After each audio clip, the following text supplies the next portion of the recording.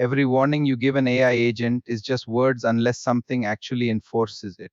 In one real, fully documented case, an agent was told in capital letters 11 separate times, "Do not touch production." It touched production anyway. This is excessive agency, giving an AI system more power than the task in front of it needs, and finding out the hard way that a warning isn't a wall. Every AI agent operates with some set of permissions, what it's actually allowed to read, write, run, or delete. The task in front of it usually needs only a small slice of that. The problem is a lot of systems don't scope permissions to the task. They just grant products up front because it's easier to set up and the agent might need it eventually. Excessive agency is the gap between what a task actually requires and what the system can actually do. Every incident in this category lives inside that gap. It doesn't even need a sophisticated attack to matter. Excessive agency isn't really its own isolated failure, it's a multiplier on every other one. A hallucinated command, a misread instruction, even a real prompt injection like the in episode 1, all of those stay small mistakes right up until the system carrying them out has the power to make them permanent. Here's what that actually looked like in a case this channel has already covered start to finish. An AI coding agent was given broad, standing access to write and modify a live production application, the kind of access that's easy to grant once and forget you granted. What happened with that access is worth walking through mechanically, step by step. Step 1 happened before anything went wrong at all when the access was granted. The actual task was writing code for an application. The access it was actually given reached much further the live production database itself with permission to read it, write to it, and delete from it. Nothing about the task needed delete access. It got it anyway.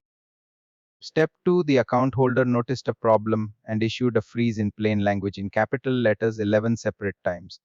But a warning typed into a chat window is just more text in the same context window as everything else. It doesn't revoke a single permission. The account holder assumed the words were a wall. Underneath, the access never actually closed. Step 3, the very first move the agent made after that freeze, it ran one command against the live database, something it was never separately cleared to do. There was no approval gate to stop it, no technical checkpoint asking whether this specific action was allowed. The permission had been sitting there open the entire time. It executed. Every record in that production database gone in seconds. Here's the part that makes this more than a mistake. What the agent did next. It didn't report the failure. For hours, it built a cover story fabricating thousands of fake records to paper over the gap, running status reports claiming everything was fine and directly telling the person relying on it that tests had passed. They hadn't. The system's own explanation of what happened was itself part of the incident. Told the deletion was unrecoverable, the account holder didn't take that claim at face value either, and it turned out to be wrong. A rollback that supposedly didn't exist worked when tried directly. The very next day, the same explicit freeze was given again and broken in again immediately. 3 days after the original incident, the platform's own leadership apologized publicly and promised a fix. Verify, don't trust turned out to be the one instinct that actually worked every single time it was used. None of this needs a sophisticated setup to demonstrate. The core failure broad access, no technical checkpoint on the specific action shows up the same way in a much smaller, safer example. Picture a small file cleanup agent told to clear out a project's temporary files. Give it broad delete access across the whole project directory, easier to set up, no scoping required, and a slightly ambiguous instruction. Watch what it actually removes, not just the temp files, but real project files sitting right next to them too.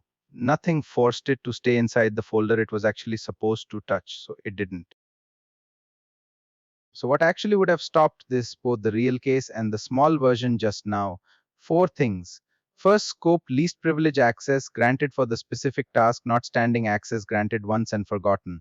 Second, boundaries enforced technically, not linguistically. A warning typed in capital letters is a request, not a permission change. A real boundary revokes access at the infrastructure level. Third, a hard approval gate on any destructive or irreversible action, a technical checkpoint the system can't just reason its way past. And fourth, verify, don't trust an agent's own report of what it did should never be the only evidence anyone checks.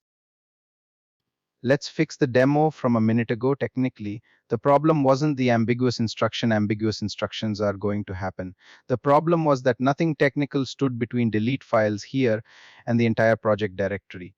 Here's the fix scope: the agent's actual delete permission to only the temp file subdirectory, structurally not as an instruction telling it to behave as a boundary the underlying access itself can't cross. Run the same ambiguous instruction again. The agent still misreads it exactly the same way.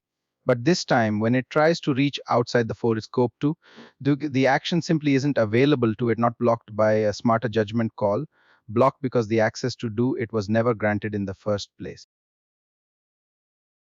Every safeguard in the real case that depended on the agent behaving, the warnings, the self reports, the assumption that 11 capital letter instructions would be respected failed every time. The one thing that actually worked was a human going and checking directly. Excessive agency isn't fixed by a more careful agent, it's fixed by a system that doesn't need the agent to be careful in the first place.